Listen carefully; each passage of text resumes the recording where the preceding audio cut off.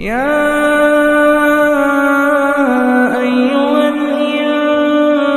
الإنسان ما غرك بربك الكريم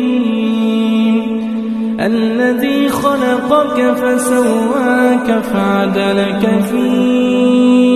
أي صورة ما شاء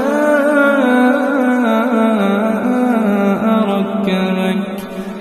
كلا بل تكذبون بالدين وإن عليكم لحافظين كراما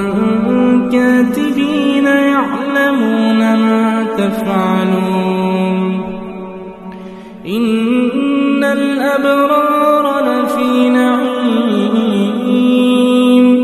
وإن الفجار لفي جحيم